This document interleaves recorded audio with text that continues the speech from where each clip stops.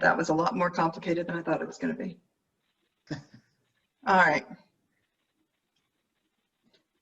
We're live right now, I guess. I think we're live. Yep. Cool. All right. Can you see it on the page? I do. You do? Yep. That's so exciting.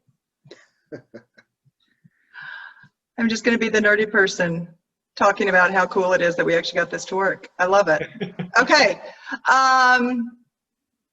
Hello, Kathy. Good. I can see comments and everything. This is lovely. Okay. So we're going to go ahead and kind of get started a little bit.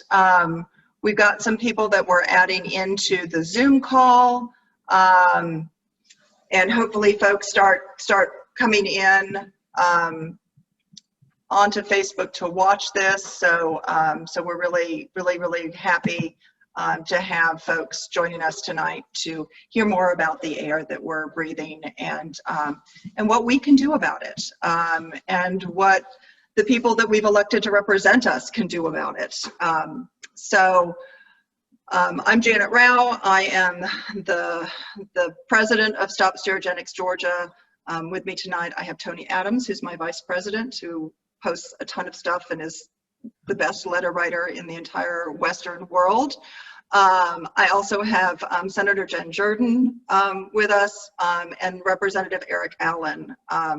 Both of them have been path critical support in helping us get legislation both crafted and discussed within the right committees. We had one piece of legislation that actually got through last year, and so now we're going to keep that ball rolling with their help moving into this next biennial. We were going to have a couple other folks join us tonight, Brenda Goodman and Andy Miller. Andy, they're the reporters who initially broke the story about Sterigenics back in summer of 2019, a little more than a year ago now, believe it or not. And they decided that they couldn't come on just from a journalistic ethics perspective, that, you know, they want to make sure that what they're doing, their voices are coming through on their reporting. So highly recommend reading the article. It's posted on our Facebook group. It's also posted on the main public page for Stop Sterigenics Georgia. We'll probably have a link. I have Kelly DiChristina is here helping manage in the background, and so she'll try to post some things both in the comments on the Facebook Live events and here on the Zoom chat for people who are Zooming with us. So so kind of wanted to first go through some of the things that we know and give some updates on some things that are happening. Jen, Eric, on this part, if there's something that you think needs to be added or something else that you found out, then please just jump in.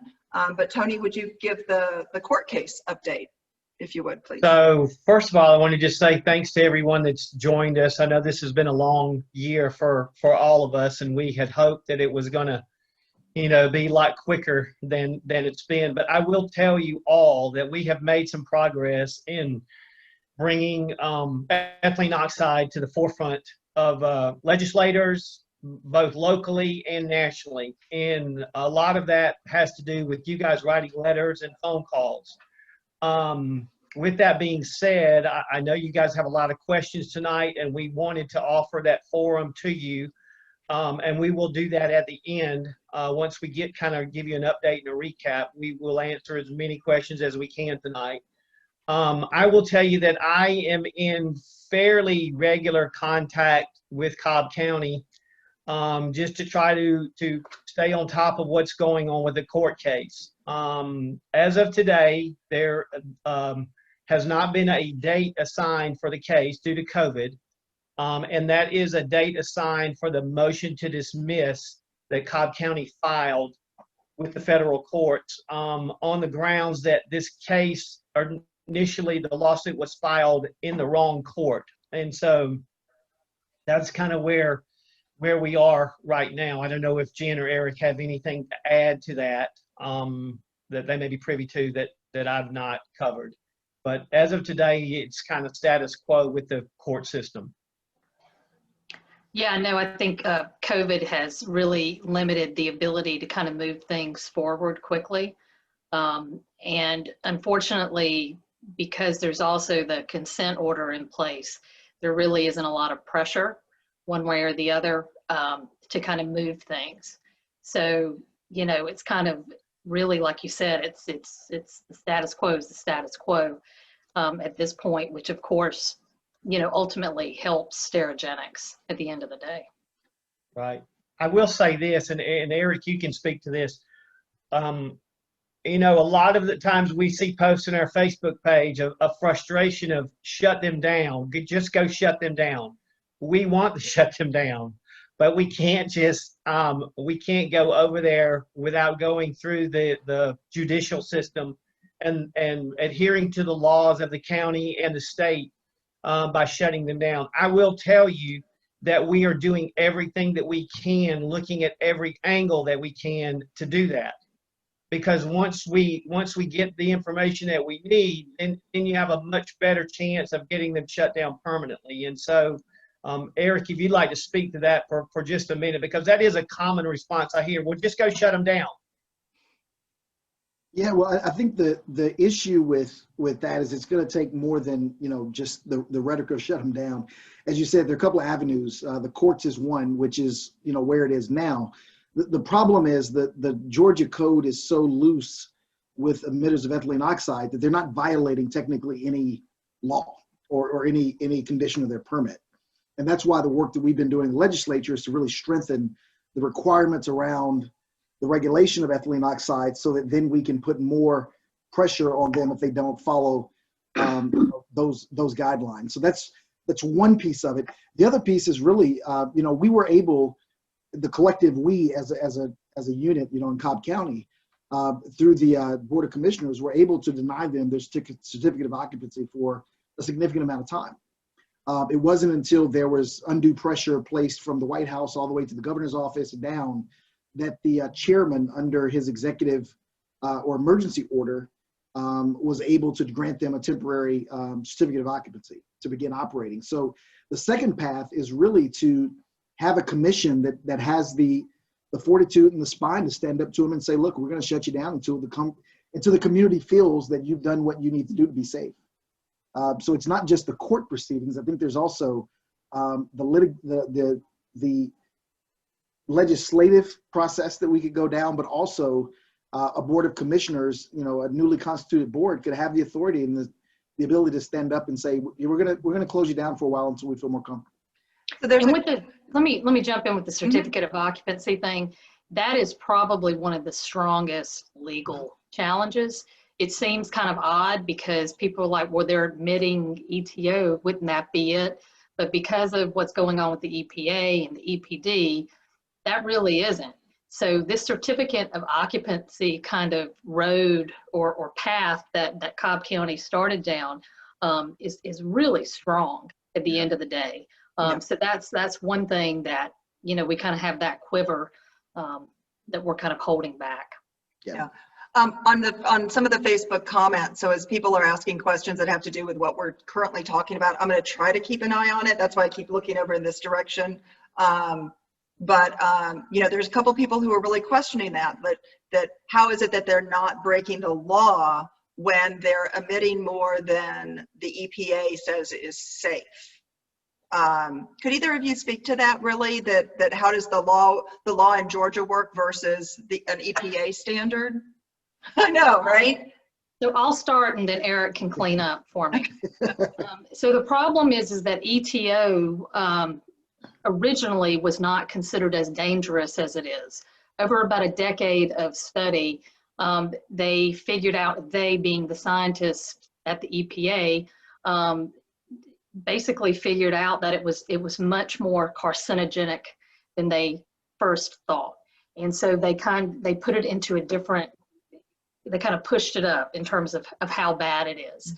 The problem is that the regs, the EPA regs as they were, are what applied, which was that it really wasn't that bad. There was a change of administrations from the Obama administration to the Trump administration, and that's where we saw a complete breakdown. So where there were supposed to be attempts to really kind of address the fact that ETO was so dangerous at the EPA, once there was a change of administrations, that didn't happen. And not only did it not happen, but we actually saw kind of a pullback on that, where they started to say, well, you know, maybe the scientists weren't exactly right at the EPA, and maybe it's really not that bad. Kind of, it was a little bit of what we're seeing with the CDC now. You know, it's like once the news doesn't kind of fit how they want it to fit, then all of a sudden the scientists are wrong and the scientific data is wrong. So that's kind of why we are where we are. And Eric, you add on to that. Yeah, I like to explain it this way. You can do it by law or you can do it by rule.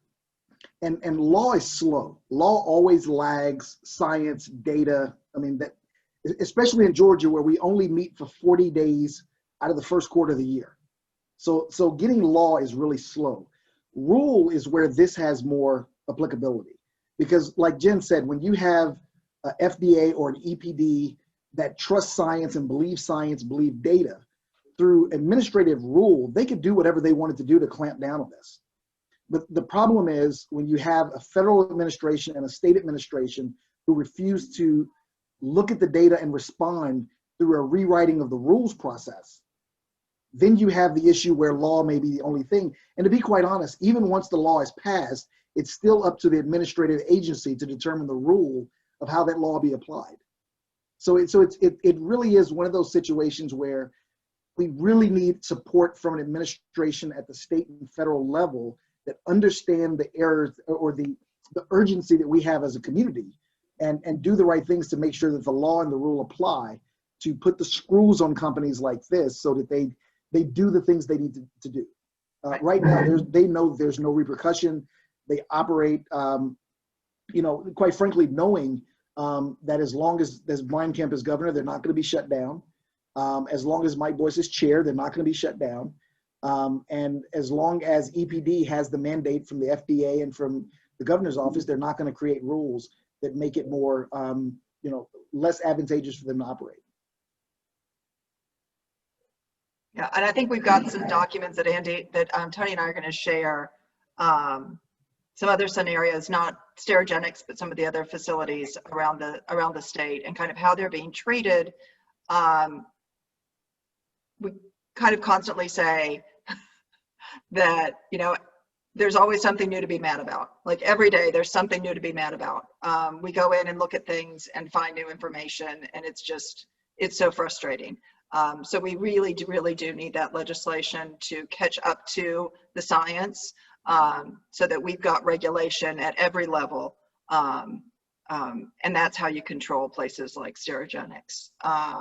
So I will jump in here real quick, Janet. I have spoken with EPD recently, as early as the last week.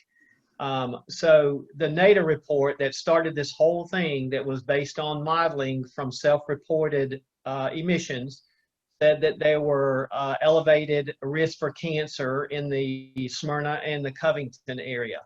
That is what started this whole ball of wax, if you will. And so the first thing that needed to be done was to do air testing. If we go back to last summer, if you remember, when we started to do the air testing, that was when Sterigenics decided to shut down. So we've got no air testing prior to them making changes to their emission controls.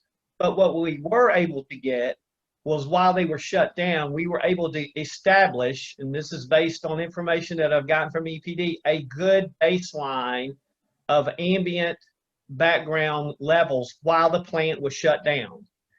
And we're very comfortable, EPD is very comfortable with what they've seen. Now, what we have seen since they've reopened as of April 1st, is we have definitely seen elevated levels around the plant based on EPD monitored numbers.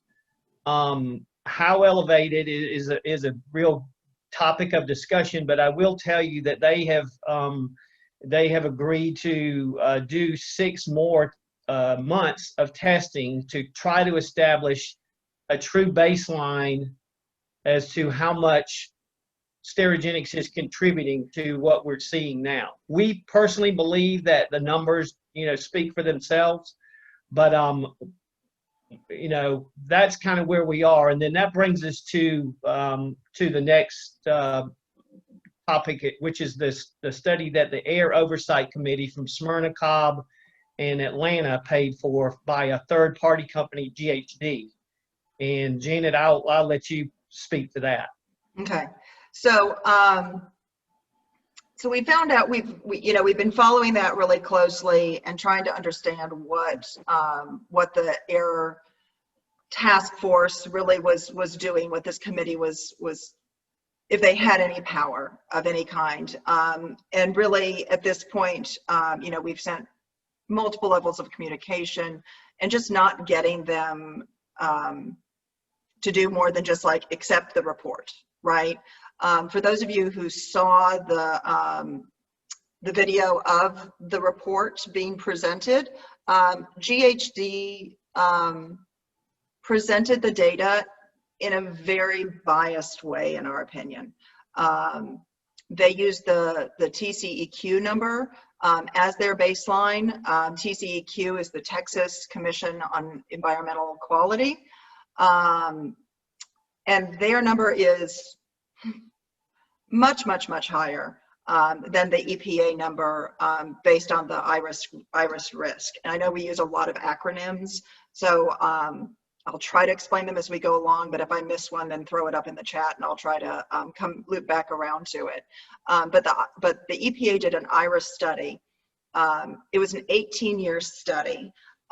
In the article from Brenda and Andy, the ethylene oxide test shows spike in toxic gas after plant reopened, this article.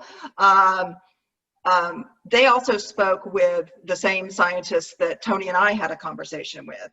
She was the head scientist.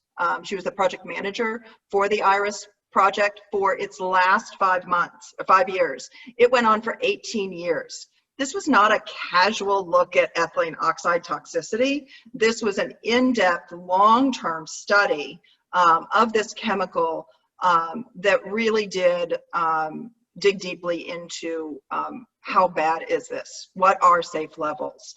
And so we have the EPA standard of the 0.0033 micrograms per meter cubed, which is just a tiny number. And anything elevated above that, you're increasing the number of cancer risks, of cancer cases per million that just go up exponentially. So when GHD presented their data, they made it sound like 1 microgram per meter cubed was normal and baseline, and that's just not right. The point, think about it, 0.0033 versus 1.0. That's a huge difference, and we can't allow that to go. They also said that we were at each location, we were averaging a 1 microgram per cubic meter, and that's also not true. Even when we took out the contaminants, they had a bunch of samples that they said were contaminated with other chemicals. Even then, their averages were much higher than that. So simply the way that they presented that data was really problematic from our viewpoint. It wasn't neutral science. It was biased science. So I recommend that people, look at the data, look at those numbers, be a little wary of them. GHD is using a different methodology than the EPD is. So we've got some differences in the way things are being managed, which makes it really hard to compare apples to apples. When you change, I'm an elementary teacher, so when we put an extra variable into an experiment, it can throw off your results. So by changing methodologies, GHD really created a little bit of a problem in how we can look and use their numbers.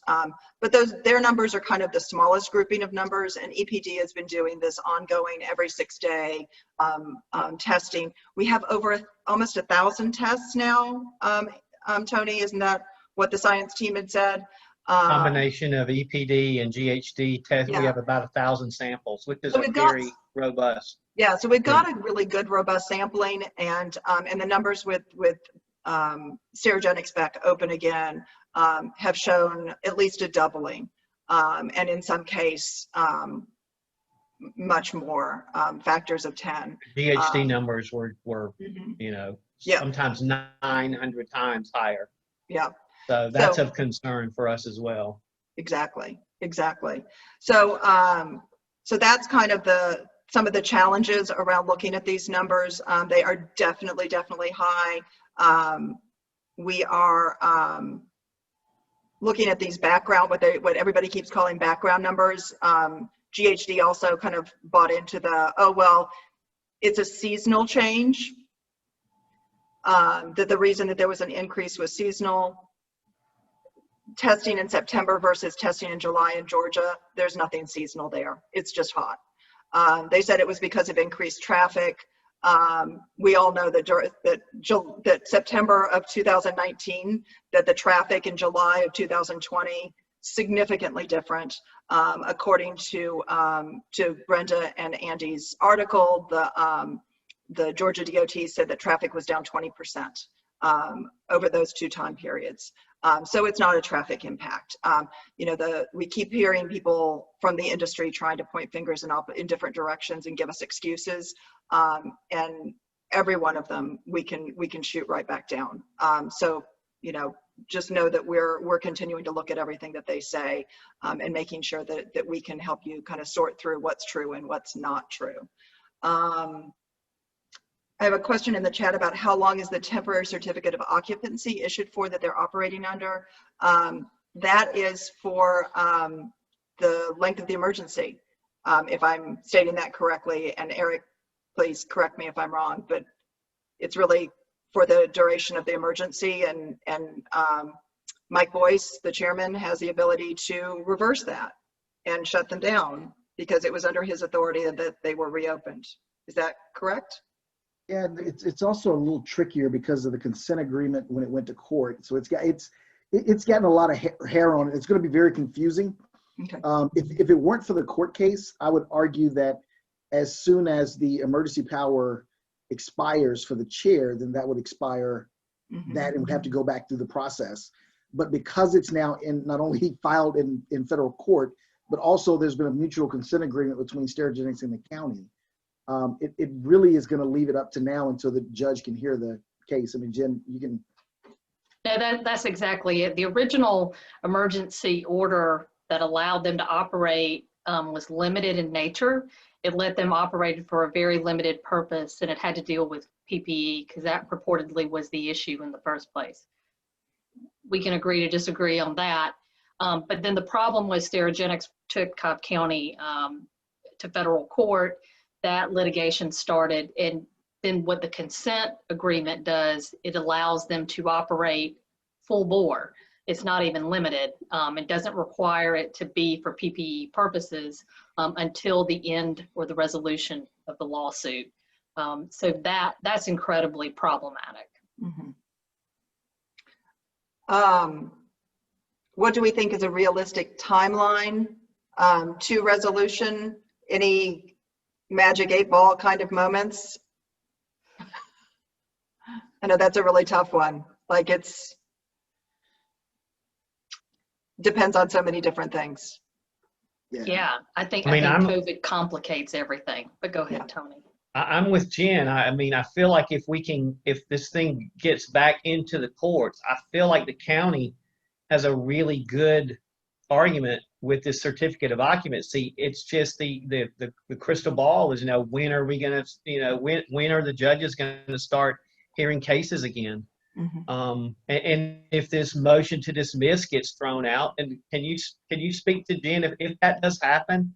Where do we go from there? Would it be back in Sterigenics court if the judge throws out the case? if the judge grants Cobb County's motion to dismiss, Cobb County could shut Sterigenics down the next day. I mean, because they've waited until the resolution of the case, you know, all that kind of stuff, and then they found that, you know, it didn't have merit. So at that point, Cobb County could move forward with saying you shouldn't be operating. Okay. Was a precedent not already set in Illinois? And I can answer that one. We've got, so in Illinois, there wasn't a court case. Sterigenics ended up leaving because they were, it was unfriendly territory at that point. They were having problems with their landlord, and the movement towards more regulation at a state level was kind of on the horizon. So they saw the writing on the wall, and left somewhat voluntarily. So, so that really doesn't give us any kind of a legal precedence. It gives us data that we can compare our air testing to. And I've got some of that we can show you kind of at the end, once we've gotten through some of these other things. I will throw this. Go ahead, Tony. Sorry. No, you and I go ahead. jumping in at the same time. I think it Go ahead. shows us, though, how important leadership is at the state level, though, because that's the difference between us and Illinois, is that the governor, the AG, kind of all of the state officials were pushing on Sterigenics. Right. And so that's what made it an atmosphere they didn't want to hang around and operate in, because they weren't able to kind of, I mean, they weren't able to do what they wanted to do, and people were calling them on it. So And that's what I would say to to this group tonight that's here, is we have to approach this, and I've talked to Eric about it, from every angle that we can, and we have to make it as uncomfortable as possible for this company to want to continue to do business in Cobb County and in Newton County.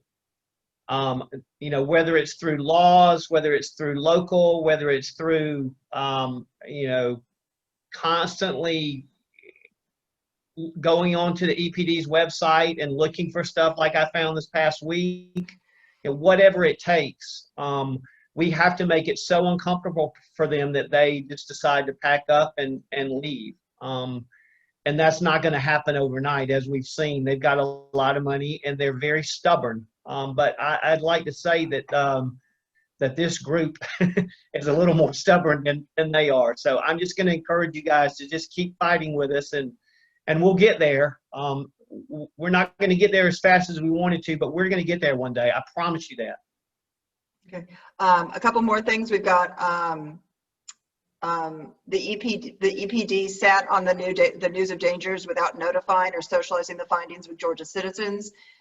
It came out from under the covert covers until Georgia Health News reported on it. Yeah. You know, the EPD, we now know that the EPD knew 2 years before we did that this was a problem. And that's part of the state level legislative work that that Eric and Jen have just both been so involved with. When we got the reporting bill passed, State Bill 426, when we got that passed, part of the need in there that we did get into the bill with quite a bit of work was the that the EPD had to post it, that they had to tell us when a company reported a leak. Not just that the company reported the leak to the EPD and the EPD could do whatever they wanted to, right? We have to keep forcing the EPD to do the right thing. So I was on the verge of teaching everybody how to do an open records request. That video may still come, but we're you know, really forcing the transparency from our regulatory agencies is an incredibly important part of all of this. And Janet, just to put a pin in how broken that communication was, not only did the EPD not notify the public, when the information came, they didn't notify the Deal administration when he was governor, nor did they notify the Kemp administration when they were transitioning in. Mm-hmm. So this was truly information that was just held within one bureaucratic system and not communicated to anyone. Yeah. And that is a complete breakdown Mm-hmm. of what should be an efficient system to make sure this failure. information gets communicated. Yep. Well, and no one was held accountable for it. I think Exactly. that's been That's the the worst craziest thing. And Like that's it's one thing to say they didn't tell me, you know, it's another to say they didn't tell me, and Okay. They get to keep their jobs. Yeah. Yeah. Does it make Well, It's the sense? same people Well, are as I still told right the there. governor's office, it proves that they did the right thing in their mind. Right. Because the governor didn't want to know. Nobody wanted to know. Yeah. So that's the unfortunate part, and we've got to fix that part of the communication going forward. Yep. 100%. So I think that kind of leads nicely, Tony, into some of the other lack of control, lack of transparency stuff that you're digging Yeah. around has helped to find.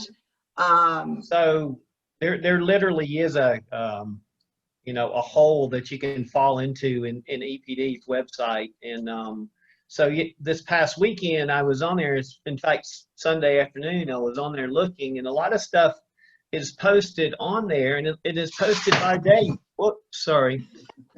It's posted by date, and I happened to stumble on one that was from early September of 2020, and I click on it, and it is basically, I'll kind of sum it up. The letter was to Cardinal Health that operates a warehouse down near South Fulton, if you will. Ironically, it's less than 3 miles as the crow flies to Sterilization Services of Georgia, which is the smallest sterilization facility here in Georgia, as far as we know. Yeah. As far as the ones that are out in the open.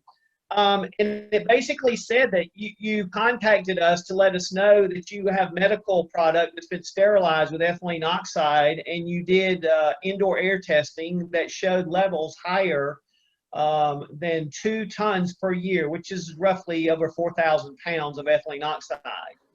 And this letter was dated September, I believe it was dated September 4th. And as of September 4th, there had been no other communication between Cardinal Health and EPD, and so EPD was laying out basically, the steps that need to be taken to bring this warehouse to code and to make it safe. One of the things they asked for was to identify any and all warehouses around the state. We have always suspected that there were other warehouses around these facilities, like they found in Covington at the end of last year. And in Olympia Springs. Yes.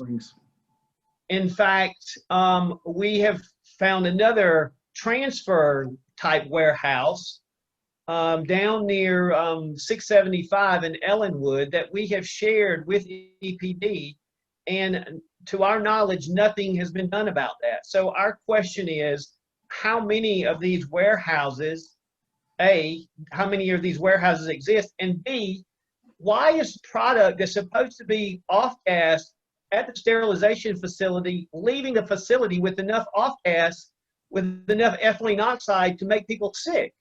Yep. And none of that is being enforced by EPD.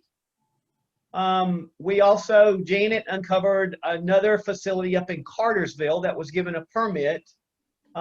Just in July of this year, they were issued. We're not sure how big this facility is, but we know it's a sterilization facility. And then another facility in Alpharetta. And I believe one of those facilities was within a half mile of a school. The Cartersville location is half a mile from the Cartersville Middle School. So these are all things that we found. The EPD can say, well, it's public information. It is public information, but without going on there and looking for it, you would never find it. They're not going to make a big announcement. One of the things that Erick tried to get tied into this last bill was a public announcement to the community through the news, through the media. And so, they can say that we reported this, we posted this on our website, but if you as a citizen is not looking for it, you would never know.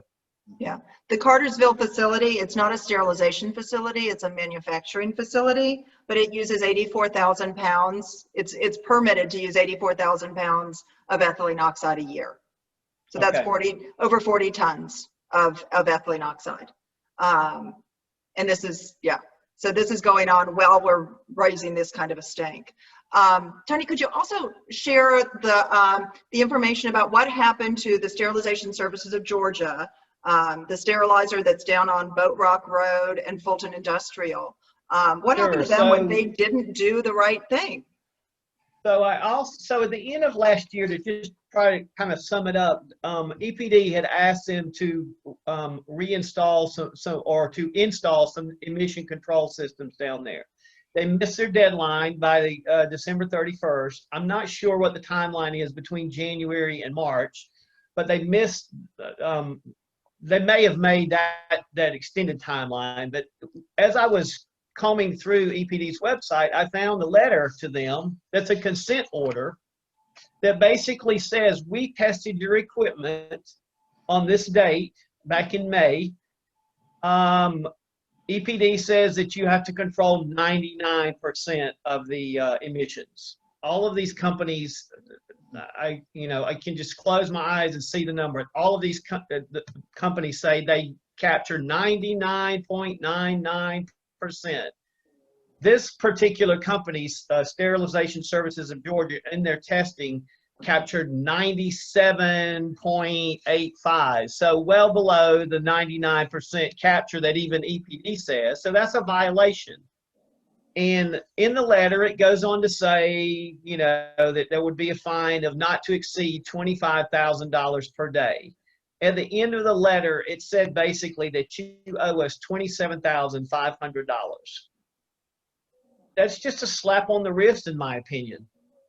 And I don't know how many days they were in violation of what EPD had asked them to do, but you could reasonably extrapolate that they had to have those improvements made by December 31st, and this testing was in May.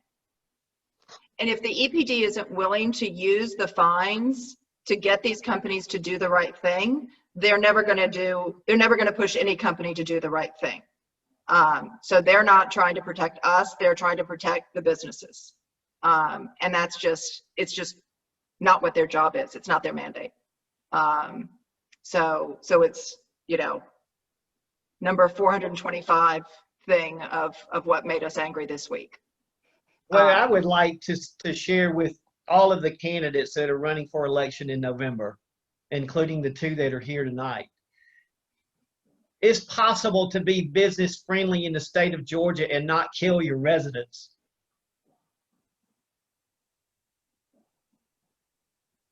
It's possible.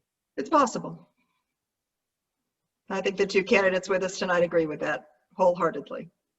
Yeah, and I think that's, and Jen and Tony, you and I have talked, we've talked about this in ad nauseum, but it's, when you brag so much about being the best place to do business, and I think that's a great thing to have. It's a great moniker, but you also have to ask yourself at the expense of what?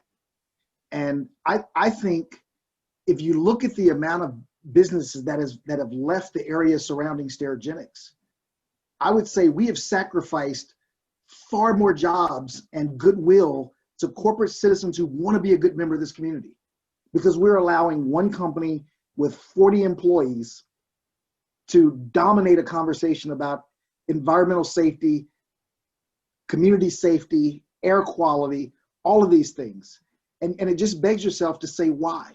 And when you have, and I don't want to insert politics into this too much, but when you have the president of the parent company of Sterigenics walking out of the Oval Office in a meeting at the White House during the pandemic response, and then a few days later, the governor is getting an email saying that this plant must reopen, we know that this is not a decision about what's in the best interest of the community. It's in what's in the best interest of those who have the ear of the administration. And to me, that is the shameful part. And we have to push against that. It is no different corruption than any other form of corruption that you look at.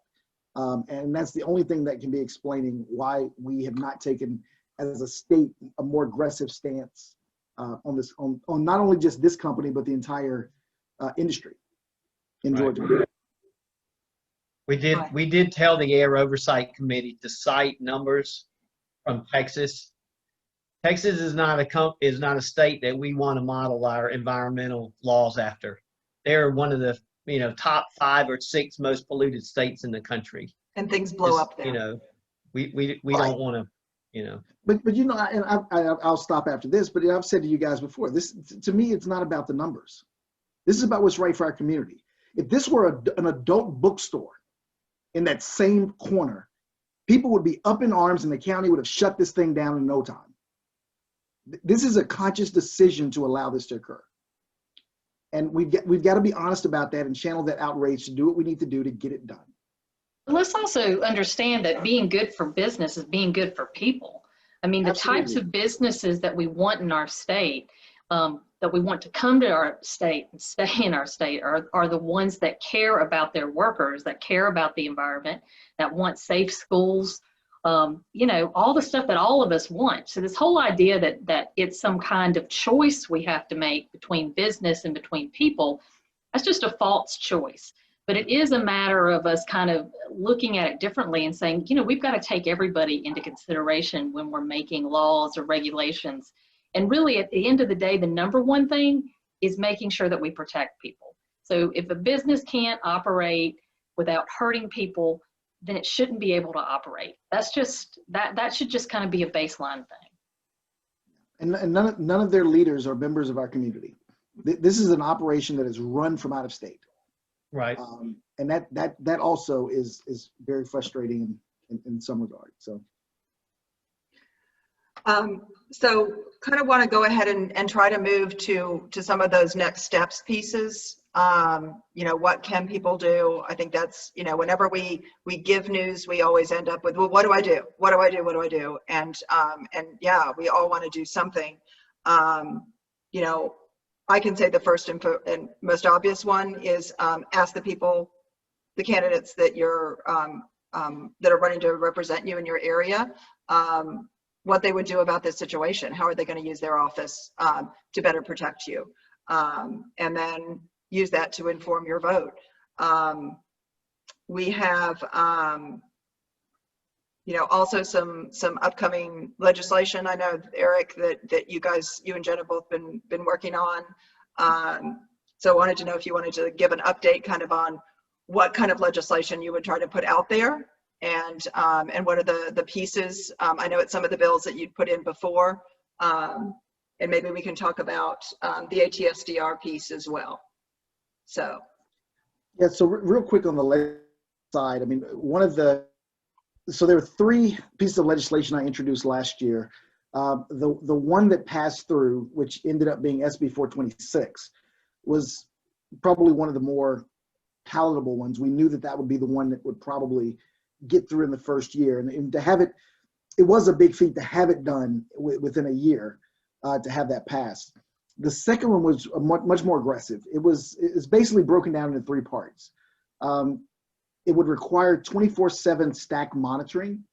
And if anyone watched the joint Fulton and Cobb delegation meeting we had, I believe it was October or November, it was right before session started.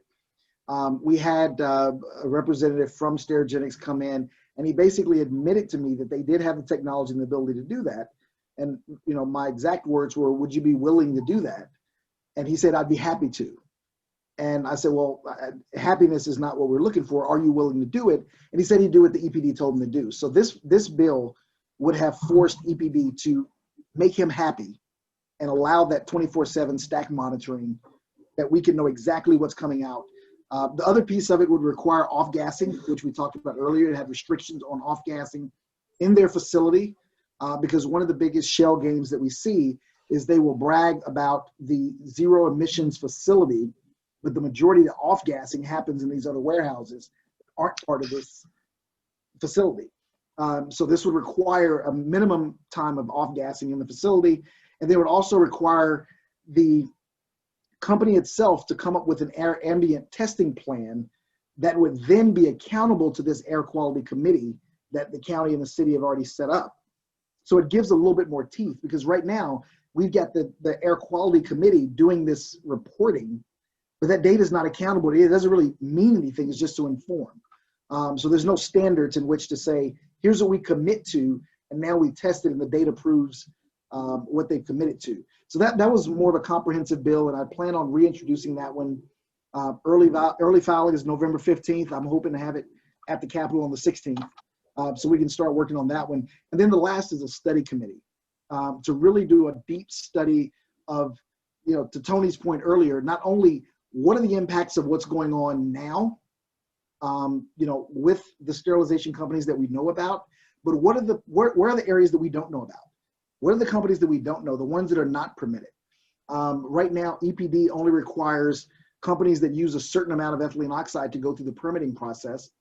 I would argue if you use it, you should go through the permitting process and then reverse engineer back to how much you're actually allowed to use or release or whatever else. But right now, by having that threshold, you have people gaming the system and saying, well, we don't use it. We use it seasonally. We do. So there's a lot of tools in the process. And I think the study committee could help us not only guide and inform how we address the issue going forward, but also, what facilities are out there and how do we permit them. And I will tell you, I am fully committed to making sure that study committee happens this year. I've been talking with Jen and members of our delegation chairs, because right now, both Jen and I uniquely sit on the Fulton and Cobb delegations. And if needed, we will make it just the study committee of those delegations to report through. So bypassing the need to make it a House resolution or anything else. So I can guarantee you that there will be some study committees formed over the next 12 months that really push this issue forward so we actually can inform the public and the other legislators about what this issue really is and start moving forward. So from a legislative standpoint, those are the things that are probably most critical. Thanks. So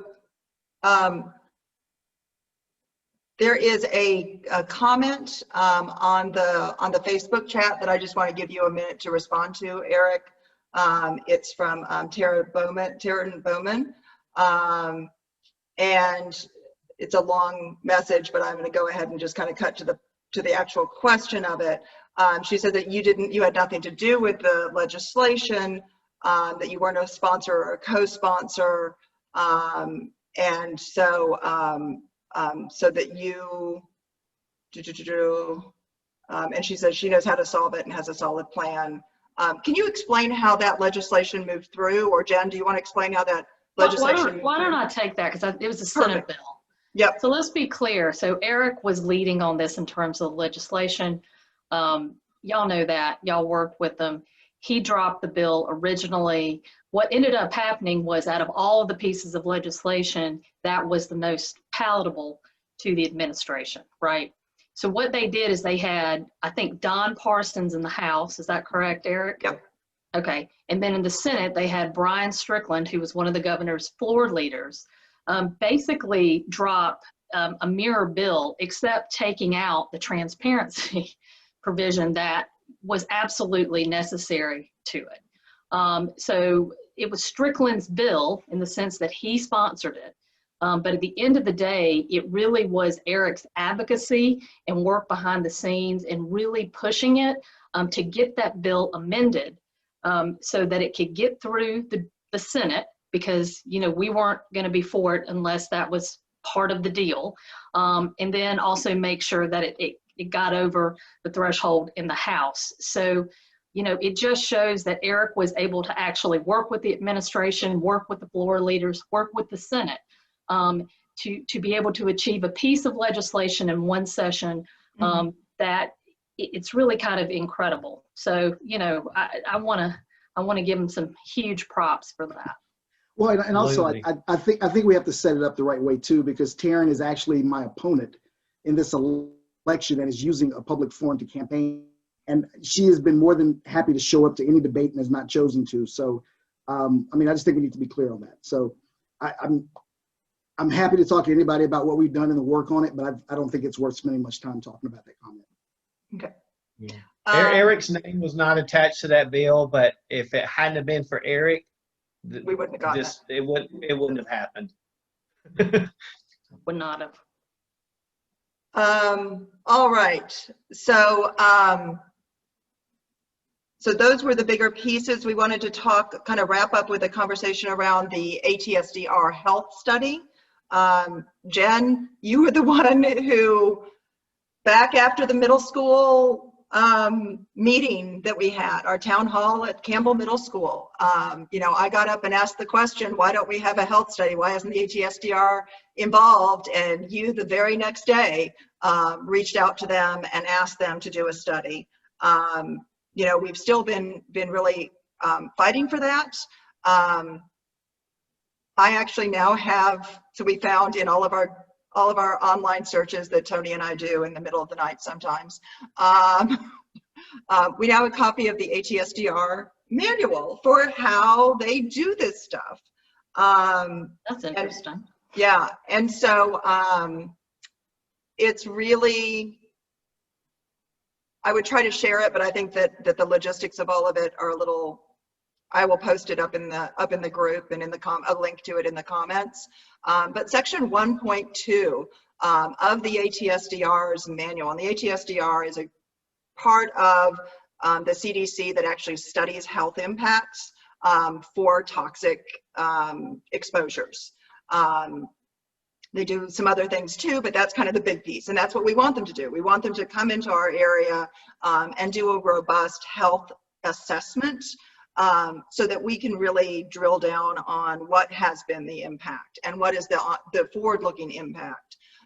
We've been told that they needed the air testing before they could do it, but in their manual, they've got this cute little graphic that tells us exactly what triggers an ATSDR study. And the things that trigger it are a petition that we ask. They don't say that we need a formal petition. They just say that they need to be petitioned, which has happened. Yeah, that we need to be on a national priorities listing.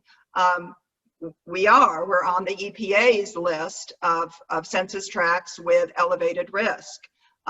So we meet that criteria. And then another agency request, which Senator Jordan, as a sitting state senator, has that. We also had the City of Atlanta Public Schools also made a request shortly after Senator Jordan's. And so we've done all the things to trigger that study. I'm asking, I guess, tonight if you would follow up with them and see if we can't get this pushed further. We now have air testing. We have the data that they said, oh, they need data before they can do it. I think that it's time to really put some additional pressure on them, and would love your help kind of pushing that ball down the road. Yeah, so I've reached out to them for an update, but I'll tell you that the last email I got was 7 days ago, where they just say they are planning to evaluate the air testing that's been done. That's basically, right. So what that says to me is they haven't really done anything. But you're right, we need to kind of, up the pressure again. I mean, part of it is that you don't know what is due to COVID, what's due with, because people's lives have been kind of crazy. But I think at this point, with all of the air testing numbers that we have, because that was the issue at first, right? Yes. They didn't have any data, so they couldn't evaluate. That's what I was told last June. We need air testing. That's what I was told. They were like, we can't do anything because there hasn't been any testing. Now we have all this data, all these data points, so they really can't use that anymore. So we absolutely need what Willowbrook got and Illinois got. Right. All right. So Janet, what can our group do in regards, because I know people are wanting to know what can we do to help? What's a good avenue of who to contact and Yeah. So I think that the biggest thing that we can do is continue to make sure that everybody who is in a position to have some authority over this hears from as many people as possible on a regular basis. That's my voice to hold the line on not entering into any additional consent agreements and really fighting our way through, the county fighting its way through this lawsuit so that we can get this resolved and get them shut back down. The other is Governor Kemp, because his legislation is proposed. we do need his support. We do need him to know that this is important. And so if there's enough people that tweet at him, or whatever method you use to reach out to get on the governor's radar, that is very worthwhile doing. It is worthwhile doing all the time. There's enough air testing that has been done to say definitively, and EPA can't deny this, those numbers from when they were shut down to when they've been open, so April to where are we at, September 29th, many of those numbers, the average, and I'll speak to the average, has doubled. Right. And the only thing that has changed is Sterigenics is operating again. Open. Yeah.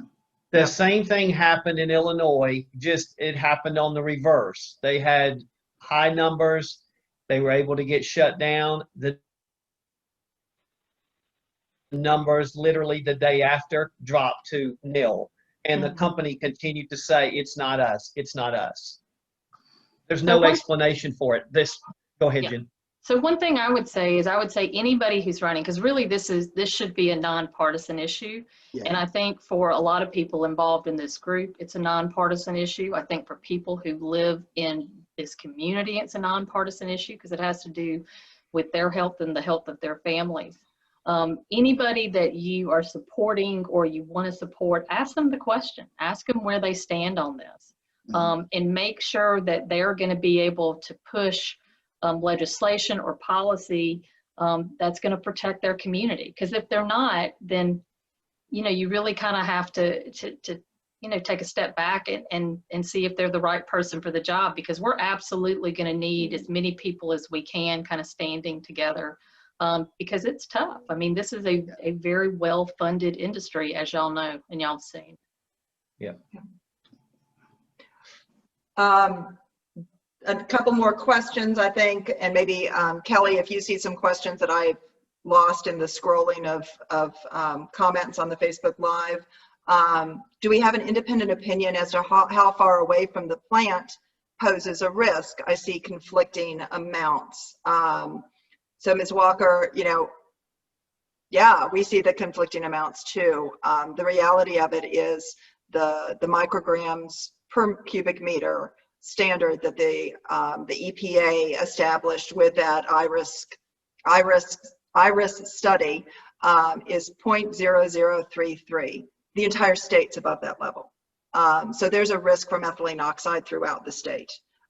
There are pockets which are much higher, and if you stick around, I'm gonna, it's a little after 8:30 now, so I'm gonna let people go that want to go, but Tony and I are going to stick around and walk you through looking at the NADA report, that NADA data, how you find out what census tract you're in, and being able to kind of drill down on your census tract, which is still a larger area. It's not your house, but it gets you a little bit closer and helps you understand kind of where some of these higher pockets are.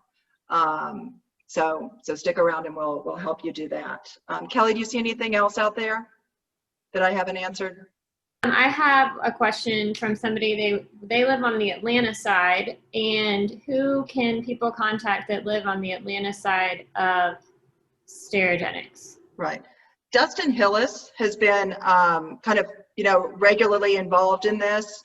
It hasn't managed to be his top priority. He's got some pretty big issues in his area. I think that now that we have as much data, and we just found this other warehouse that's inside the city limits, that we need to bring it to the attention of the mayor. So I think this needs to get on her radar. Again, people are dealing with super complex issues throughout our communities, but we've got to get this on people's radar. So, I would email Dustin. I would also start putting a B in Keisha Lance Bottom's. I agree. I think the mayor is she commented when the Air Oversight Committee was set up. She's on record of commenting about, making sure that the air for Atlantans is safe, and she is very aware of the study that was done. So this isn't going to come out of left field for her. So just reference the, ethylene oxide issues and hopefully it'll trigger. But Yeah. if we get, enough letters flowing into her office, I do think that that's probably been one that we maybe missed out on, but Yeah. it's never too late. I if you're sending an email, put ethylene oxide in the subject line, because that Yeah. really helps the people that are sorting through those emails as they're coming in, categorize things. And so the more specific you are, the sooner in any emails you send, the better it is, the easier it is for representatives to hear your voice. And also to that real quick, Janet, I mean, I just want to reemphasize that when we talk about Sterigenics, it's really not a Sterigenics per se issue. It's really an ethylene oxide issue across the state. Right. And Fulton County has, Tony mentioned earlier, Sterilization Services of America. Sterilization Service. And they're, they're in the South Fulton area. So this isn't an issue that's just with Sterigenics in Cobb County. It's a state issue. And, being a member of both the Fulton and the Cobb delegation, both delegations are looking at this very, very seriously and reporting back to the leadership in the municipalities and the county with what's going on. So please continue to stay on top of it and write your elected officials, let them know how you feel. But this is an issue that really is a joint effort, not just in Cobb County. Yep. So another question from Aaron Lindsay. If we are seeing there's a risk, how do we hold the GHD and the EPD accountable? Elections. Can't hold Elections and GHD legislation. accountable, Janet. Yeah, GHD can't be, they're a private company. I mean, there's really nothing to do with them. The accountability is in those jurisdictions that are paying them for the data that's skewed. Yeah. And that's really, the electoral process is probably the strongest way. And you often hear people talk about referenda. I think this is a referenda item for this year's election. We will have a mandate to go in and get things done because most of the candidates running are running on the issue of making sure we have a clean air to breathe in Cobb County. Yep. And we've got to come through with that. Elise Burke asks, if Sterigenics is not sterilizing PPE, can they be shut down, or does the restraining order lawsuit preclude them from being shut down? Yes, the lawsuit and everything precludes them. They were actually given a much broader permission beyond the PPE. The PPE was the initial permission that Chairman Boyce gave. And then when the lawsuit came through and additional pressure from the federal government, that expanded. The judge said they can operate fully. So yeah, the lawsuit has to finish before we can shut them back down. Thanks for that. An idea to contact the actors union with SAG and put pressure there. Certainly is a whole bunch of talent that spends time in Georgia. And so, yeah, if you've got connections in that industry and want to try and help them do something in their downtime, get them involved. I've noticed that they've done some filming literally at the end of Olympic Industrial Drive right there by the shelter within the last few months. Interesting. I'm sure they have no idea about Sterigenics. Is there a form letter that we can all send to our elected officials? I'd be happy to write and share if not. It's always great to have a base, but personalized letters are really important. Justin, if you want to put up a starting point for people, I think that would be fabulous. I'm not sure if I'm not sure if you're in the discussion group or if you're in the, just following us on the public page. So if you're just on the public page, then please go ahead and request to join the discussion group, and that's a great place to put that kind of stuff. So can I ask the two elected officials, when your people are going through letters, just real quickly touch on this just to kind of help our group. What gets your attention with letters, and what is a delete, if you will? So the thing is, if people copy too much, a lot of times what will happen is they'll even pick up on the grammar and spelling errors. And then that, they're just not even taking the time. The big thing is to say that you're a constituent of whomever you're writing, because that gets people's attention really quickly. And, you know, I've even had people say, you know, I'm a constituent of yours. I've been a supporter of yours. But this issue is really important to me. And let me tell you why. And I would add, make it personal. You know, they stand out when it's not just the regular form letter. Even if you're using a form letter, also include some of your own, you know, your story in it, so that it resonates and gives us something else to talk about and push forward. Thank you. Yep, we've got some other folks just thanking everybody from being involved. A reminder from Jeff Coons, don't forget to use ResistBot for state officials. That works for your federal officials too. ResistBot is super easy to use if you've never tried it. Just have fun and try it today. You text the word resist to 50409, and it walks you through kind of the process to reach out to your folks. We've got a little bit of partisanship going on in some of the comments, and I just want to remind everybody we are a bipartisan group. Thank you, John Hitchens, for kind of, you know, putting that out there. We have people across the political spectrum involved with this. Everybody cares what's in their air. Everybody cares what's in their air.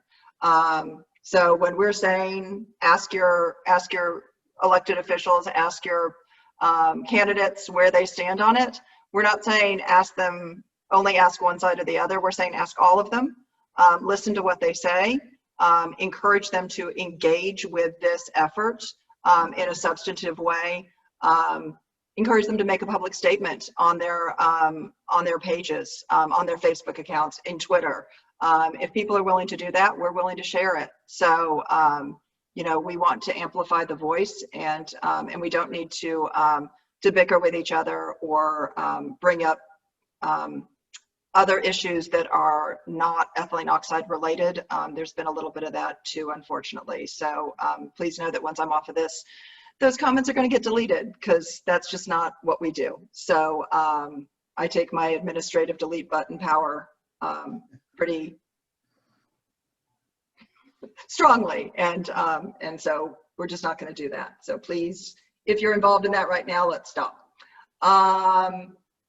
Let's see, thank you as constituents. Tony, Janet, can you help ID where to send letters offline? I'd love to write some personal letters, but not sure where to send. So we'll continue to post some of that information in the group. And as other people, you know, for those of you who are in the discussion group or on the public page, you know, feel free to put suggestions out there. If you've got somebody who has responded to you, you can share their name in the discussion group, put a post, we'll approve it through, and you know, let other people know how to reach out to that person, and kind of where that conversation is. You know, this is a time of the year with the election coming up when everybody's listening. So let's get some conversations going over the next however many weeks we have left. Not surprisingly, not very many. So that's really super, super important stuff to do. Eric, Jen, thank you so much for being with us tonight. Really appreciate it. It's now 8:45, so I know you have families and lives, and well, Janet, before we go, I just want to thank you, Tony, and the rest of your group at Stop Sterigenics, because we talk about what can be done as elected officials and, you know, being in the halls, but it's really the advocacy that moves the needle. Nothing happens without the advocacy, and you can write as much legislation as you want, but if you don't have the people that are from the community and in the community behind you, pushing you. So the offices that Jen and I hold are just that. They're your offices. We're just the voice for you, and we appreciate all the advocacy that you guys have done. It's been a long year. That story broke. If you think about it, that story broke July 30th of last year. Yep. And we are just over a year, and the amount of success and energy that we have around the issue in a year is thanks to you guys and your organization, as an organization, but also your ability to organize. Well, so thank you guys for all you do to lead on this. And there are a ton. That was your entire group. There are a ton of people behind Tony and I. Tony and I seem to end up as the faces more often than not. But we have had so many people along the way helping us. It's been really incredible to see how many folks come together around this and have really put in some sustained effort. We've had folks who've come in and just given us a little bit of time, and then we've had people who've been in it from the beginning with us, and it takes all of that. So we just really are so grateful for the large community that we built here. We're almost to 5,000 people in the discussion group. We've got almost 2,000 people on the public page. And if you're in the discussion group and haven't liked the public page, please go like the public page, because that's how my posts on the public page get noticed by more people. So please go out there and like and follow the public page. That's how social media works. So I'll do that little weird plug for somebody of my age. Anyway, Tony and I are going to stick around a little bit longer and talk about that data stuff. Thanks, Jen. Anybody Thanks, Eric. appreciate it. off? Yep, thank you. Thank you, Thank you. guys. All right. All right, bye now. All right, Tony. So we still have 64 people on the Facebook Live, which I just find remarkable that, that we've had this many people kind of sticking with us for this long. We've talked a lot about NADA. What I'd like to do is let you explain it while I try to get the right tabs up on my laptop to screen share, okay? So NADA was a report that's put out by EPA. I think, what was it, 18-year study, Janet? 18 years, yep. 18-year study, and it's basically with this NADA report that was issued in 2014. It took the self-reported numbers from the ethylene oxide facilities and other chemical facilities around the country, but ethylene oxide being the one that we're most concerned about. It took those reported numbers and it did a projection, if you will, for cancer risk in certain, across the country. And there were, I believe, 109 locations around the country that came up with higher than normal cancer risk. There are 107 sterilizing facilities, and not every sterilizing facility ended up having an elevated risk, which was interesting to me. So what we're going to take you through here in a second is the NADA report, which is on the EPD website. It's once we bring it up, because Yes. I've had a lot of people that are asking, am I in what zone am I in? Where am I? How am I affected? Right. This report will show you exactly by your address what your census tract is, and then you can go over to this chart and find out where what's your risk for cancer, extra cancer, if you will, per million is, and it's one of those things that I think I had looked at originally, but I just kind of, maybe I didn't know what I was looking at, because there's a lot of stuff that I've looked at over the last year. Right. And so Janet has brought it up here on the page. And if there's several links here, but if you go down to, are you still in control, Janet? Yep, I'm still in control. So go into, so first click find your census tract. We'll do mine. I think we can do mine. Actually, let's just do, how about we do this? You could do the address for Sterigenics. Let's do Sterigenics. So you click up here into this bar, and then, do you know the number? I'm bringing it up right now. 2971 Olympic Industrial Drive, Southeast. Suite 116. I don't think the suite matters on this. Okay. Atlanta 30339. Then you click search. So now on this part, you see the tract code. So this line right here, This is the tract code. So as you're looking at yours, you want to go ahead and write this number down. So 031205. So that's how you find what tract you're in. 312. And if you look, while we're on the map here, if you look right in the center here, the blue number indicates the tract. So if you were to zoom out on this map, you can actually see other tracts. Yeah, there we go. So if you're curious about something and you don't know the address, you can use this map, kind of scroll around, look for the different tract numbers. Tony and I did that earlier as we were just kind of looking at data and trying to find information that made sense. So and again, all of this data is based on the self-reported information from the company. So this is self-reported data. And then based on modeling from EPA. This is an actual air testing. This is what generates air testing. This is what, the next thing that we're going to show you. So you'll back out of this and you'll go back to the page on the EPD's website, click on the 2014 NADA data condensed. And that downloads a nice little file for you. And now I can pull it up. So let's start right here at the top. Let's look at US on line 2, US going across. What you want to kind of focus in on mainly is column H. So ethylene oxide cancer risk across the country per million. This is how much extra cancer cases you're going to get across the country because of ethylene oxide is 1.2861. And then if you look the next line below that, that's the state of Georgia. We're slightly higher. We're actually 2 times the national average. So we're at 2.4010. Mm-hmm. Now, if you scroll down to your county, which in this case would be Cobb,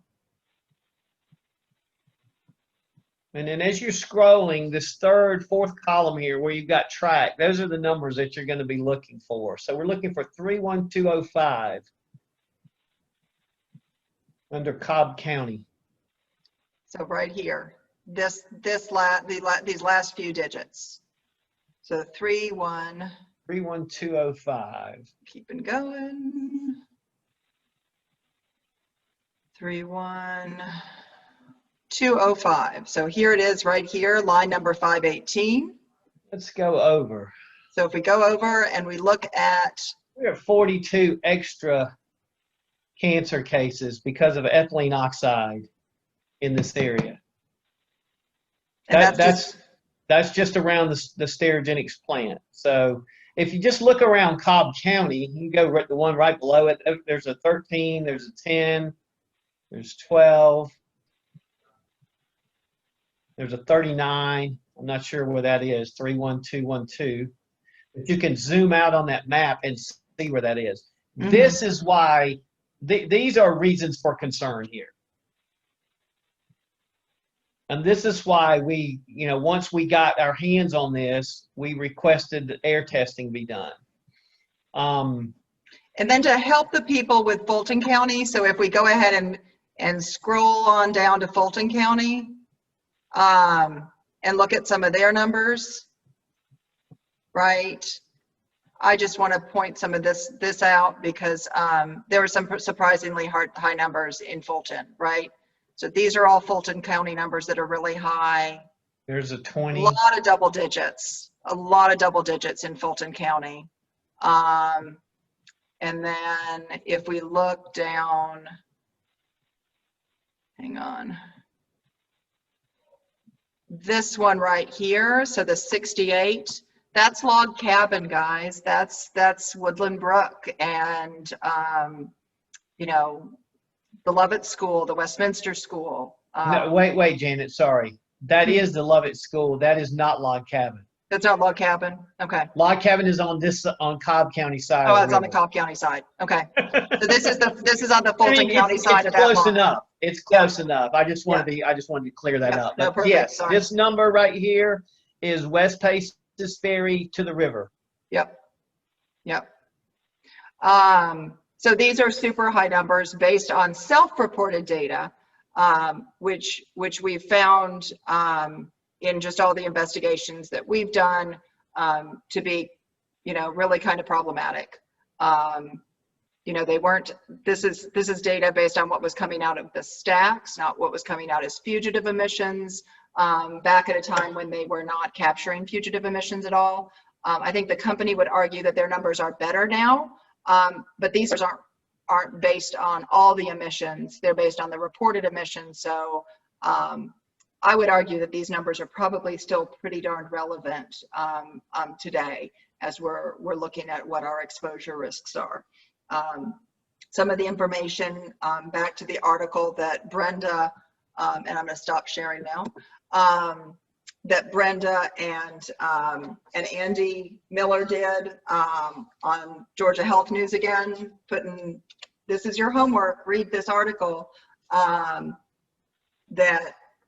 some of the areas have based on the numbers, the scientists that they interviewed said that the risk values were a 1 in 81 chance of getting cancer because of the level of ethylene oxide that we've gotten in the ambient air testing. So, these are scary numbers. One of the analogies that makes me crazy with people is when they say, it's like a teaspoon in an Olympic-sized swimming pool. Well, this stuff is so toxic that it doesn't even take a teaspoon to really do serious damage to people. So, we've got to be really careful about it. All right, I'm seeing a couple of more questions here. One, out of curiosity, what happened to the video that was filmed to bring awareness to the problems with Sterigenics? Was it ever sent to anyone? So unfortunately, the videographer who was doing it, who was volunteering to do it, and we greatly appreciate that time that he did. But by the time that he finished the video, compiling it and putting it all together, we were already in the lawsuit with Cobb County with that's what I thought. It started before the lawsuit. Yeah, so the effectiveness, we needed that to be really quick and turned around, and he just wasn't able to do it. It's one of the challenges of being an all-volunteer effort. If you notice, we really don't ask for money. We're not asking for much of anything, but we need time and talent to help us get things done. Yeah, it was a good video. I liked it. I might share it with y'all. Will the city and county be doing more air sampling to prove impacts? I think I can answer that one. Yeah. So EPD continues to do their studies. We've been told another 6 months worth of sampling. As far as the city and the county doing more air sampling, I think that remains to be seen, Tyler. We are trying to meet with members of the Air Oversight Committee to discuss the recent findings. Quite honestly, what we would like to, one of the challenges, let me just say this, one of the challenges that we have with the recent GHD study that was done by Smyrna, Cobb, and the city of Atlanta is their methodology is different for collecting the sample and looking at it in the lab than EPD's methodology is. And so even though the numbers are arguably very, very high, EPD will not even discuss those numbers because they say that, without knowing their sampling methods, it can't even be addressed. And so I guess to answer your question, in a perfect world, we would like to have 30 days of air testing done. And I suppose, a third party, we would need to discuss that. But the biggest thing is whoever does that testing is going to need to follow EPA/EPD protocol and guidelines for air testing so that when we get that air testing, it is recognized by these government bodies. Yeah. And so I think that question remains to be, answer remains to be seen. But we are working on sitting down with those officials and discussing our issues with these alarmingly high numbers. The numbers were presented as normal background numbers, and everyone that we've spoken with, including the folks that Andy Miller spoke with, 30 years of EPA experience, all said these numbers are not numbers that you need to pack up today and leave, but these are numbers long-term will cause problems in the community. Yeah, and that kind of ties into Constance's question, 1 in 81 chance over what period of time? This is the way that these numbers are put together are lifetime exposures. So it's, have we been consistently exposed to this over a long period of time? The longer you're exposed, the higher your risk goes. But in the article, it's actually the part where he's talking about the numbers at the Argos cement plant, which were some of the highest numbers that were found in that first round of testing back in September. There was like a lingering pocket of the ethylene oxide there at the Argos plant. And then they tested high again. We know that Sterigenics was releasing a lot more ethylene oxide previous to 2016. Tony, I know you had those numbers because you composed, that's been some of your email campaigning, is the number of pounds of ethylene oxide. I think it's posted in the discussion group as well, that have historically been dumped. So for those of us who've been in this area for a long time, yeah, we've got significant exposures. So we can go back to 1987, but that's as far back as we can go. We know that the first sterilization chamber was installed in 1967. So we got 20 years of unreported ethylene oxide releases into the environment. But I can tell you, in 1987, this was a self-reported number. It was over 91,000 pounds. Emitted. And just that Not one used. Year alone. Emitted into the air. Yeah. Emitted, yes. Yep.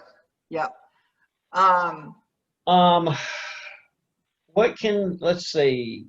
We have one that's commenting, I have to go. These numbers are giving me a panic attack. I'm sorry. We don't want to give you a panic attack, but at the same time, we want there to be a sense of we need to keep working on this. We can't let it not be an important piece. So sorry that it's not great news, but we want everybody to really understand this data and understand where to go to get more information and how to do something about it. So we got to do something about it. Is there only, Donna is asking, is there only one in Atlanta, in Smyrna, or second one in Marietta? There's not a facility in Marietta. So previously we thought there were 4 sterilizers statewide, and then a manufacturer in Winder, Stephan. That was actually what Karen Hayes with the EPD testified to, or I don't know if it would be formal testimony, but it was during the joint Cobb-Fulton delegation meeting where they asked the EPD to come in. They asked Phil McNabb from Sterigenics to come in, and I got to speak. At that point, Karen Hayes said that those were the 5 places where there were ethylene oxide air permits, that a few hospitals had them too, but that she didn't think that any of those hospitals were actually using ethylene oxide. And so what's happened is they've continued to issue air permits for ethylene oxide. So this place up in Cartersville is it's been a manufacturer for a while, but now they're adding ethylene oxide into a manufacturing process. So they're building a new portion of their manufacturing that uses ethylene oxide. And so that's a new one. There is a facility up in the Alpharetta area that only uses very small amounts. So they were talking about numbers of grams that they used, whereas most of these places are talking about thousands of pounds. So I don't think that one's one that we've got to seriously worry about, except for the employees, because when people are using such small amounts, they're usually using something that's a tabletop sterilizer. And those are just really kind of wicked things, because the person loading and unloading that sterilizer is exposed at a higher level. But it's really the people in that office who are most likely to be impacted by that one. And now we found and now we have these other warehouses, the Lithia Springs warehouse, 2 warehouses in Covington, another warehouse in the city of Atlanta. So we're sure that there's more sources of ethylene oxide emissions that we just haven't pinned down, and that the EPD either doesn't know about or is just looking the other way with these, especially when it comes to these warehouses. So Christy from Illinois, formerly from Illinois, we are familiar with Dave. He did a great job up there, investigative reporter for CBS. To answer your question, yes, between Janet and I and several others, I don't know how many news reporters we have on our speed dial. I see Crystal from AJC is on here. Hi, Crystal. She's been a good regular help voice.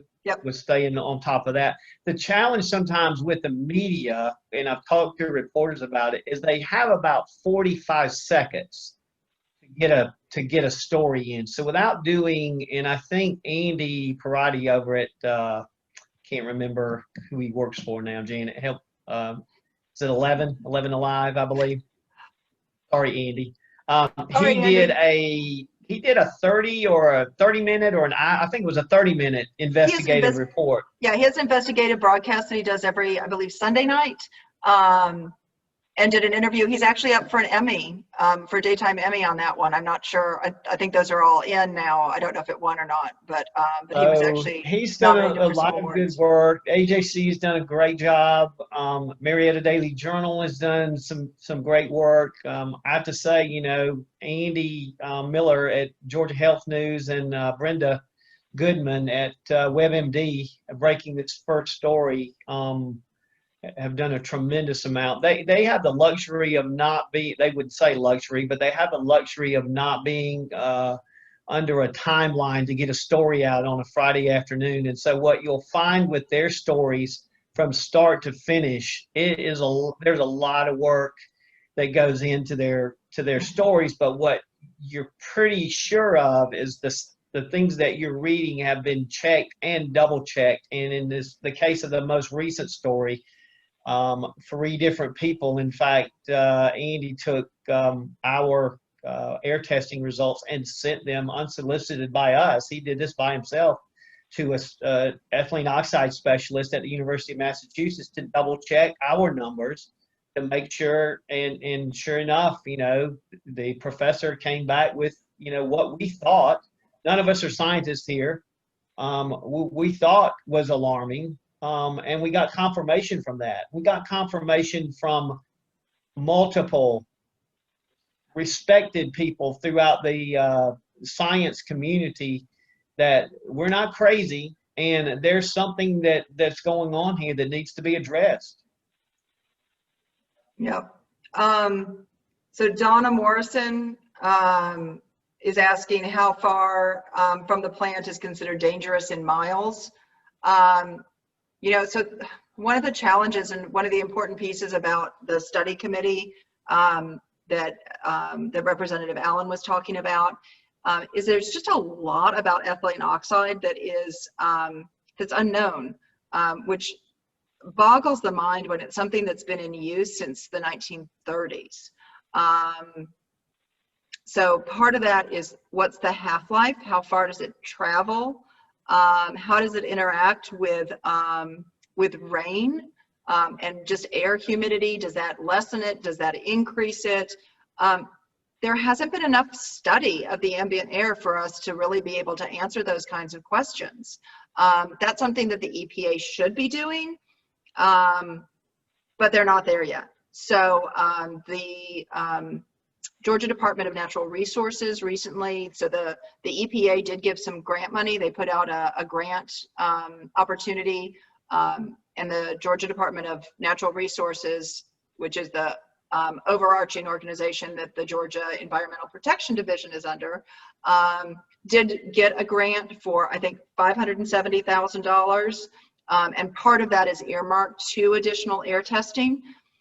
We'll see if that air testing, we're going to do an ORA request and get a hold of what that application said specifically, because in their proposal they had to really line out what exactly the money would be used for. So we'll try to find out what they're using the money for, and hopefully it'll be more air testing in our area that'll give more really firm answers. Some people say 5 miles out. Some people say 10 miles out. The tax assessors made the decision that houses within a 2-mile rough radius were impacted enough for the county to reduce their taxes, the property taxes, by 10%. So, you know, it's a little bit of a question mark. You can use that NADA data though to go in and really, you know, look at where you are and what that data was, and hopefully get some clearer answers-ish. I wish it were more definitive. I really, really do. That's one of the hardest pieces. Harry is asked about the contaminated test for specifically Whittier Mill Park with the isobutane. And to answer your question, the first report was that they were going to go back and look at that. And the second report that we saw, that has not been addressed. So I can't give you a definitive on that. We don't know what, but we will be discussing that if and when we get an audience with someone from the Air Oversight Committee. I think it's safe to say, based on the other samples taken around, that yeah, the lowest average I think that we saw around Cobb and Fulton with the air test was like around 1, and some of them went up to high 2s, and there were even some 3s. And these aren't spiked numbers; these are averages. And but there wasn't enough samples. I don't think there was one sample at Whittier Mill Park that wasn't flagged as they said weren't contaminated. Yeah. Because some of the others were, and even when we pulled the isobutane out, we still got really high numbers. So, sorry, I know that doesn't answer your question, but we are aware that did not get addressed this last time around. Are realtors still obligated to point this out? If we could push that, then we might get some movement. Money talks. Some of the real estate groups are requiring a disclosure. They've actually been requiring it for longer than just this, the tax assessment. Some aren't. I'm really not sure why some. There might be a realtor on this chat, or somebody who can weigh in a little bit later, who's watching this at a later point, who might be able to add some more insight to that. But since it's now on the tax assessment, it's not something that really can be hidden. I would think it would have to be a disclosure if you're selling your house. I hate that for people who are trying to sell their house. You know, depending on the neighborhood, you know, I've got a lot of people, Tony and I have lots of people who just reach out to us to share stories. And I know one neighborhood has been, prices have been dropping in that neighborhood for houses that have sold. In other neighborhoods, especially I think the townhome neighborhoods, sales seem to be doing really well, and numbers and prices going up. So, you know, it's really hard to pinpoint what that impact is. There's a couple of law firms that have actions that are signing up folks who want to pursue damages. There are also multiple law firms who are working together to deal with cases that have to do with health impacts. So a lot of those folks have been in our group, and there's been a press conference that the video is shared inside the discussion group. So, you know, a lot of different ways of looking at it and how this impacts people in many, many ways. Some And monetary and some health. This speaks to all the different avenues that I was talking about earlier, about just trying to make this as uncomfortable as possible for them. Mhm. So all along, Sterigenics has kind of been holding the cards, basically. You know, they started with they continued on with their installation even after Cobb County pulled the permit. They continued with the work at their facility. It would be like you asking for a permit to add a room onto your house, and then early on in that, Cobb County comes over and says, whoa, wait a minute, you've made some changes. We need you to redo your permit. You need to put this on hold, and you go ahead and finish building your room out and continue on about, you know, life. So that's where the precedent was started with these guys. And then, you know, I guess the top of that was when they filed a suit against the county. But now that we've gotten let's see, so we got the ConMed lawsuit, which includes Sterigenics, Mhm. and we have the real estate lawsuit, and then the third one was the lawsuit that was filed recently with the cancer cases. Mhm. So I think now they've you've got five I'm sorry. lawsuits with the Okay. because it's different cases. So there's a series of 5 and like 200 additional cases that are pending filing. So my point is, Sterigenics has been sitting back, kind of making the calls, and now they're, you know, hopefully being put on the defensive with these lawsuits. You know, I don't know what's going to happen with the lawsuits, but certainly the fact that they're having to defend them is enough. You know, mhm. yeah. Yeah. Hayes is asking about what has the city of Atlanta really done, except for contributing money to the air task force, and having Dustin Hillis. You know, he's attended a couple of events. He's mentioned some things about ethylene oxide, but like I said, it just hasn't been his big priority. I definitely think he understands that there's something going on, but I don't think he has the level of detailed knowledge that people like Erick and Jen have. So, you know, we got to wake Fulton up. No, you haven't gotten any tax breaks on the Fulton County side of things. I think their calendar for that is a little bit different, and your appeal process for property taxes is quite different from what I understand, and a lot more difficult than on the Cobb County side of things. So, you know, we need some Fulton people who can really, you know, push through over there and try to get their attention. I'm a Cobb County resident, as is Tony. We do have some folks on the leadership team who are Fulton County folks, but the more voices that join in, the more attention it gets. It's just, you got to keep banging on the doors. Yeah. I can't tell you how many letters I send out and I get no response, and I follow up with another letter, and eventually I'm surprised. I get it.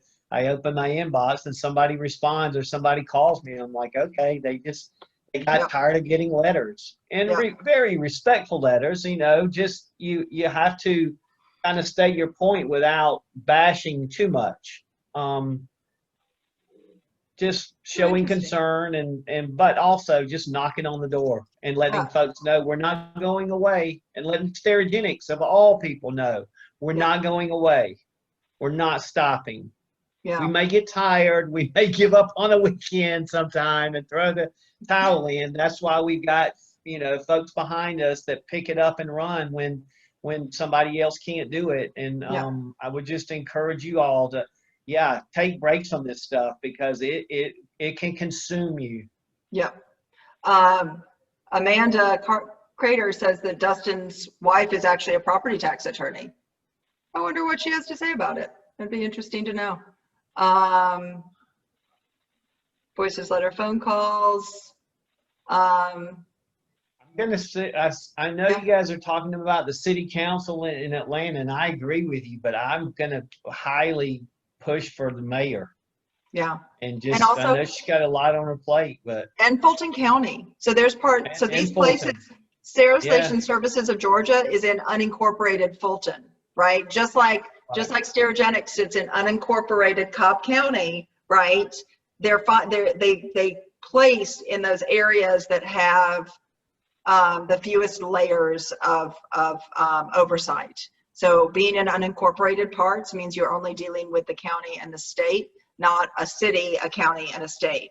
So yeah, so Fulton County also is worth chasing down and trying to get their information. Kelly, thank you for sharing that from Jen in the Zoom chat.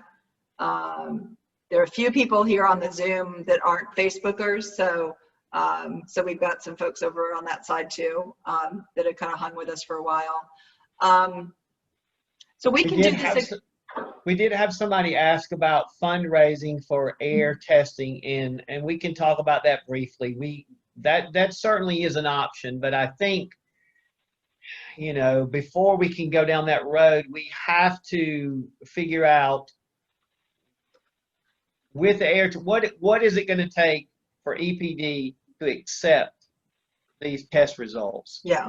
Because we could spend 60, 70, 80, $100,000 of contributed money, but if it's not going to be acknowledged, then it's you know, it's just a waste. Yeah.